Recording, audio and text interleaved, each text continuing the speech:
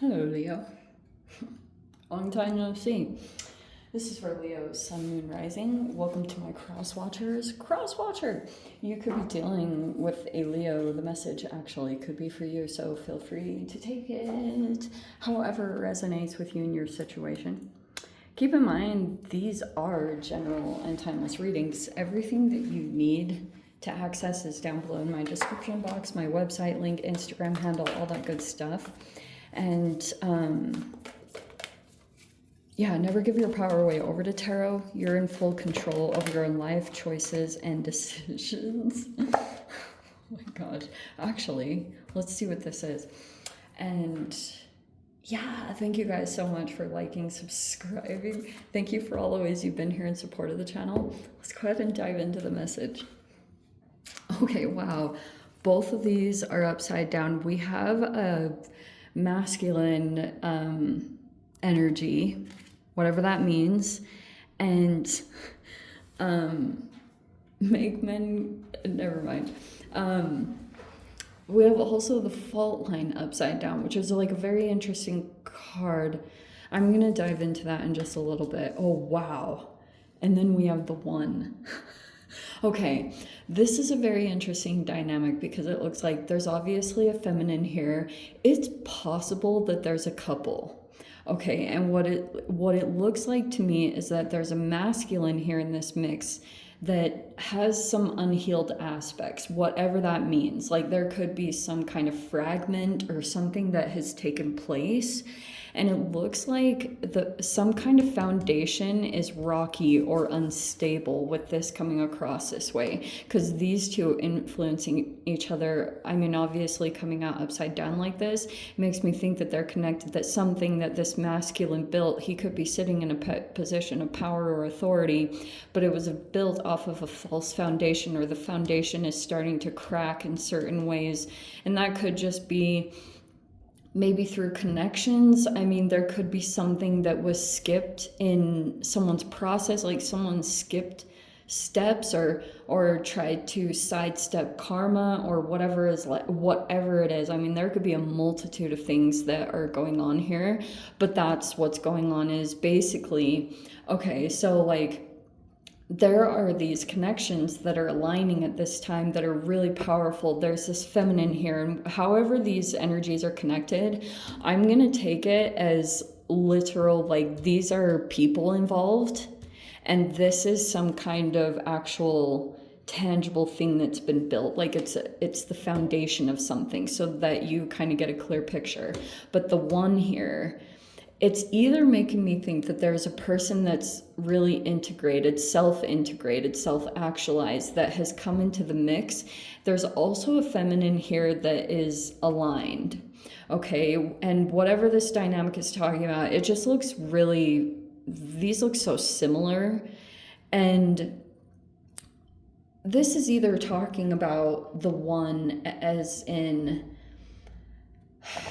like, maybe it's all that are connected, you know, all one type of a message. This also could be an interesting message that is like, there is a feminine here, very aligned, attractive, highly intuitive, sensitive, also has been through a transformation in their life with the lotus. They also could be kind of have a tempting quality to them, but they have a very strong heart, or they're connected to someone's heart very strongly. Their heart is open, this feminine in particular, but they are struggling to figure out why something won't grow in their life. Whatever that means, they could have tried to plant something, but it could be because they're starting to come to the conclusion that there's a masculine that they're aligned with here in their environment, that like something won't grow. Do you know what I mean? It could be that something isn't growing in a way they expected. That could be a business. That could be like even someone's social media. Like they're trying to figure out why something of theirs isn't happening or isn't growing, and it's because the unhealed aspects of this masculine could be depleting this feminine's resources. But she looks like she she does what she needs to do to kind of pick up her side and try to maybe overcompensate. You know, she's trying to pay attention to her intuition to get through this. But then we have the one that entered. And this seems like a really powerful shift in the dynamic.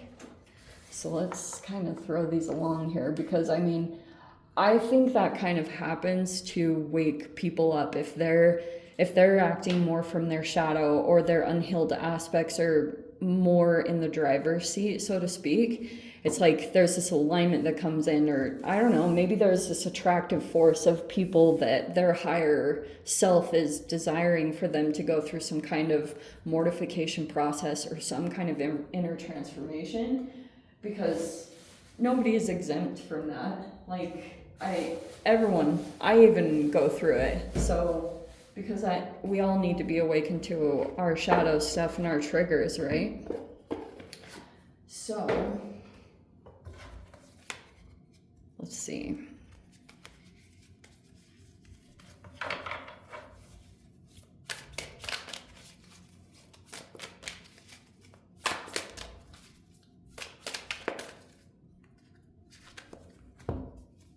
Okay, Four of Swords. So someone in this dynamic has been resting and recovering, even could be doing certain things to try to protect their mind, right? That's the helmet. It's like a little Magneto helmet.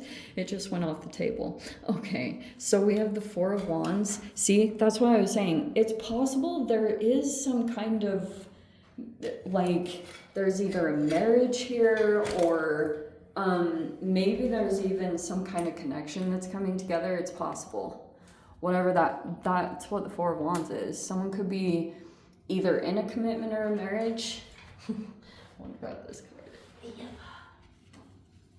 Okay, so in the recent past, there was a break, or maybe there was some space that was taken, and then there was this coming back together, right? And maybe there was like, two people were interacting with each other, and these unhealed aspects came out from the masculine, okay? And now, but there was this union, okay? There was this, like, this even could have been a celebration or some kind of gathering, whatever it's talking about. It's like there was this union that came back together. We've got Chiron in the reverse. See? I mean, it's similar. I feel like those two are connected. And then we have the Seven of Wands. Okay, there's the defensive. Oh, I totally know that feeling. We have the Two of Swords. We have the High Priestess in the reverse. Interesting. Oh, wow. Okay, we're totally going to get into that. Okay. And then we have the Five of Swords. I mean, yeah, there's the cards that are connected right there. We'll put that right there. The blockage is that there's a lot of like internal conflict. Someone keeps going back and forth on like if they should deal with a person because they've seen another side, or they've seen like someone's wounds in this connection, and they're still trying to they're just like really conflicted about this. That's what this feels like, is like there's a feminine here that is really conflicted, because it's almost like the internal wounds, whatever is going on with this masculine, it's like really deep, or someone's starting to intuitively pick things up. This person is highly intuitive, and they're looking at another person right now. We've got Chiron with High Priestess is supposed to represent a Cancerian. We also have the Hermit involved, which could be a high power, like this could be a person in a position of authority. That's why they're in the upright, and this is a major arcana, right? That means there's a person that is also coming into the mix, and they're trying to give their inner wisdom to also try to heal. Like this could be someone who's giving advice, or they, because this is a communicator and an analyst, And they could be coming in right now to either give some kind of wisdom about the situation. And then we also have the shadow, see? And then we have temperance. All right. Okay. So basically what it looks like here is,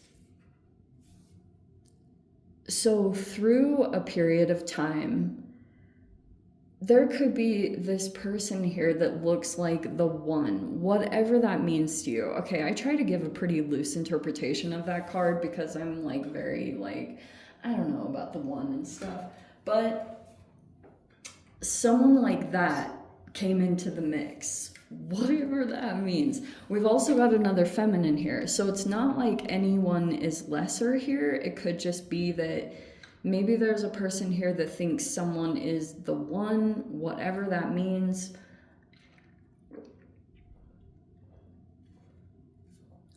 But now there's a masculine here that is like feeling maybe even on the defense, because they might be concerned that there's like these highly intuitive energies that are in here. Okay. But what this person has been doing, there's this gaslighting happen, right? And there could be a person here that's in the mix and they've been like trying to cast, they're concerned about themselves being exposed in any way.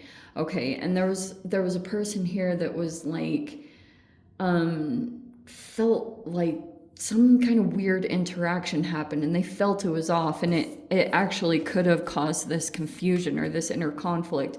So someone went into protection mode, okay, or someone could have wanted to take some space and try to get in touch with their intuition to try to like figure out what just happened, because internally something fell off.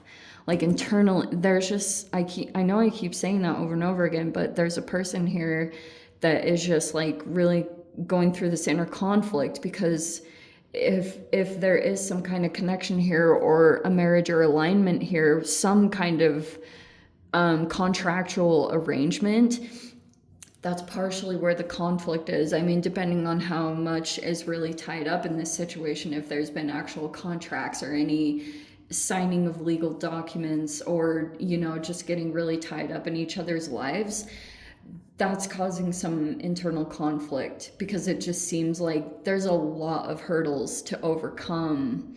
And that's why this person here is trying to decipher between like pros and cons and trying to weigh options here on what they want to do, because they're kind of maybe even deliberating between like wisdom, their emotions. I mean, we have the heart. So, I mean, that makes it even more challenging that a person is maybe having conflict because their intuition is telling them something, but their heart is so pure and so strong. And they maybe even sometimes, this can be denial, like sometimes even telling themselves like, this can change, I can change the situation, I can do something. That's what it really feels like it's getting around to, is like basically what's going to happen if this person is acting in any way dogmatic or refusing to look at themselves for any kind of changes that need to be made.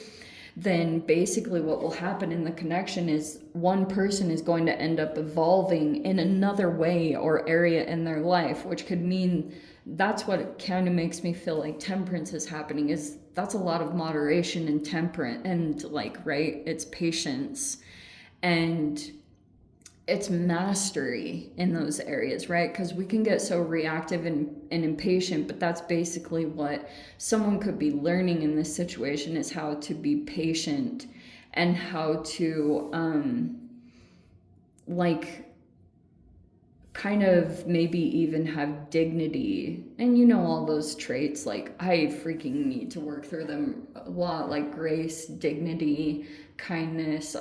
I feel like a lot of that is embodied in temperance. And so that's basically what I'm saying. If that masculine is becoming too stubborn about the changes or doesn't want to look at themselves, and they might either be projecting, which it looks like someone else could be getting the brunt of those projections, and maybe someone's character has been attacked. Like if this person has an ex or someone else here that sees them in a negative light. They're trying to change the narrative or say certain things like, oh, she's really jealous. If this is a female, they're like, oh, she's crazy, you know, like, but Carl Jung has a quote. I'm not going to say it perfectly accurate, but it's something along the lines of, she wasn't crazy, she was just highly intuitive. And I think that a lot of people can get away with that, like trying to bypass people's intuition and instincts, even though everyone has them. But a lot of people can find ways to be like, oh, you know, they go up to lines and they flirt with boundary lines. And then they'll paint the other person. That's the gaslighting. And the projection is they'll paint the other person as like whatever. But yeah, super interesting. There's all these like energies that are aligning right now, or they're looking in on the situation. And I think there's a lot of stuff that is like being watched maybe in the shadows or whatever. But that's the shadow self that I was talking about. Is there's these like, dude, I am telling you, you have to freaking watch Sam Vaknin's stuff. You will be mind blown by the stuff that he talks about. I mean, any psychologist, seriously, I watch a ton of stuff like that, and I'm not going to try to quote any of it, but it will blow your freaking mind. That's the type of stuff that you can look at from like shadow selves. Like, oh man, shadow work is so freaking intense. And so anyway, yeah, that's basically what's happening is like, this is probably just like developing this connection that you have to your higher self, because that's how I always think of temperance. It's 9th house Sagittarian, right? And Sagittarian is different things that you go to access either your higher self or a higher consciousness. So that could be spiritual practices or religion or what, you know, that can even be meditation, things like that will help you to stay aligned to a higher aspect of yourself. That's basically going to be the outcome of this, whether you try to work it out or not. But with this particular lineup, it looks like part of the thing might even just be acceptance and not trying to go in and really alter or change the situation, accepting all the people or players exactly how they are, and that it's not your responsibility to save them. That it's like, if there's certain things, almost everyone is like wounded or traumatized or unhealed, but it's the people that are flexible about what needs to be changed. That's probably a person that you could invest in, and you could really stick things out, you know? Because I think even in connections, there will always be some kind of power struggle or stalemates that you come up against. And it's all about if at this particular point, if there's a willingness to compromise or changes that are willing to be made on either side, that's kind of the deciding point. But I just know personally by particular things, like people can apologize, like temperance can even be a reconciliation if you want to take it there. But some people will, it's not to paint anyone in a bad light, it's just that cycles repeat. And if things never happen, like if things never come together, or things just never get to that point of happening, like action actually being taken, then I just like write it off. You know, I try to detach as soon as possible, because that's probably some of the challenging parts of the shadow is detachment. You know, any type of detachment that needs to take place, whether that's to material items or detaching yourself from habits or people. Like, all of us have our own thing. All of us have our own vice. Anyway, let me dive into the extended. I'll see whatever else wants to come out. If you guys want to join me over there, feel free. Go down below, click on the Vimeo link, see it over there. But Leo, if this is where we leave things, sending you so much love, wishing you all the very best. See you in the next reading. Take care.